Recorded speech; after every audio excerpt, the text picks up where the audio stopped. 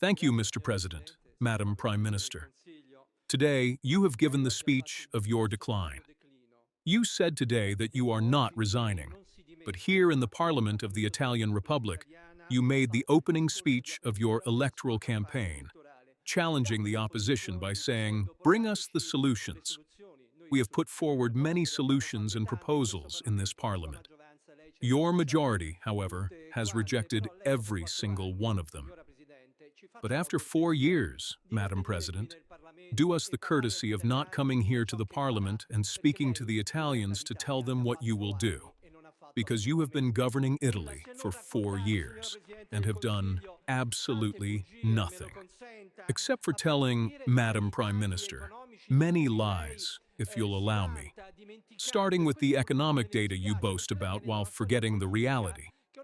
And this, unfortunately, saddens me, because you come from a political history that you have, unfortunately, forgotten. You were an underdog, and you are not anymore. You are a skillful frequenter of the salons of the powers that be that direct the economy today. Yes, I will explain it to you beyond your grimaces, but I will explain why this happened. A little while ago, when you intervened, you said that deaths in the Mediterranean have decreased. That is false. It is a lie. They have increased in the first 4 months of 2026. Do you know by how much? By 152%. 765 deaths just in the first 4 months of 2026, whereas in 2025, there were 315 deaths. A dramatic figure. Do not come and tell us things that do not exist. You said that the justice reform that you brought to the evaluation of the Italians, which the Italians rejected with the referendum, will not be abandoned. In short, you who say that you should respect the opinion of the Italians. But I would like to tell you one thing. Given that you said it was a referendum campaign that did not go into the merits and where many lies were told, have you done a minimum of self-criticism? You went to the Parenti Theater to say that whether they won or not, drug dealers, rapists, and pedophiles would be freed. But are you able to make self-criticism? You are the Prime Minister. You did not maintain an institutional posture. You are the one responsible for the defeat.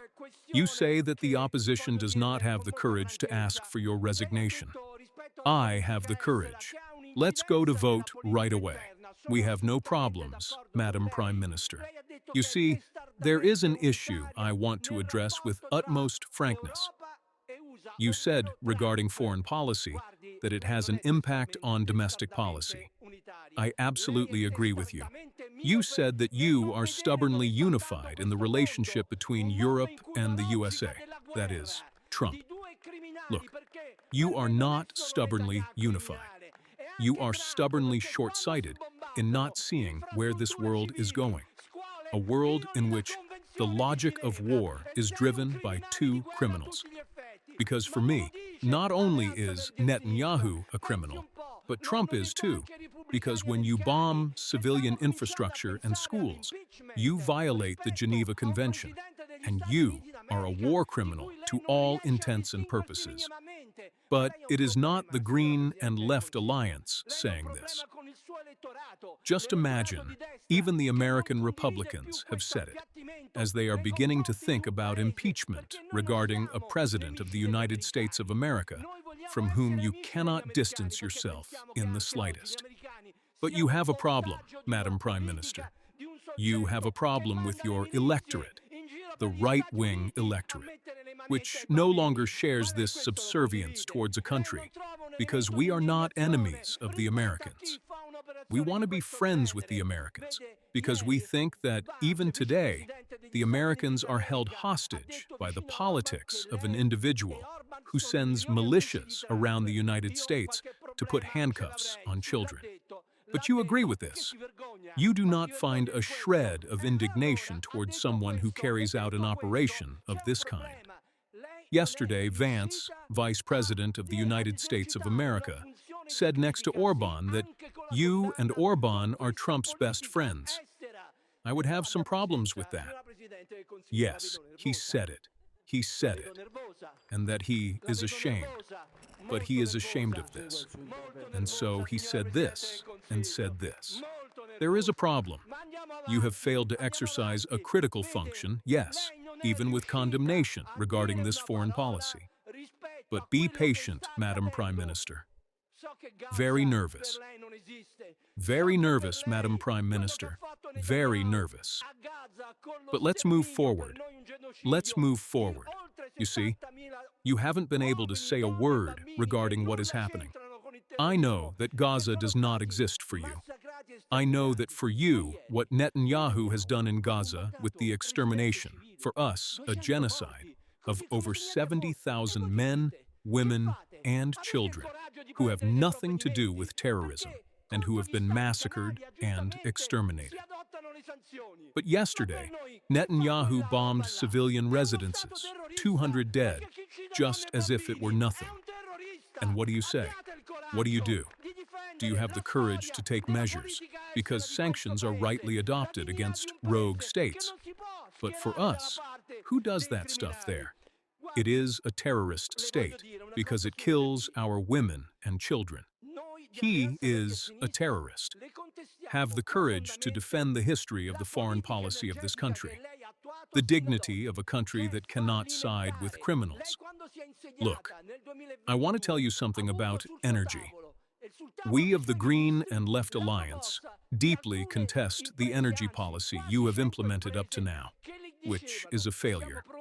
When you took office in 2022, you had on your desk and on the desks of your ministers the proposal from some companies, indeed almost 100 companies, telling you, we are ready to invest 85 billion euros to install 60 gigawatts of renewable energy power in 3 years, which would have represented the possibility of freeing ourselves from the dependence on 15,000 billion cubic meters.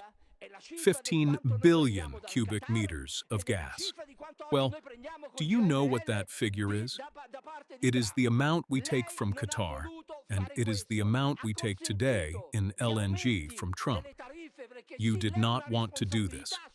You allowed the tariff increases because, yes, you have a responsibility regarding energy policy.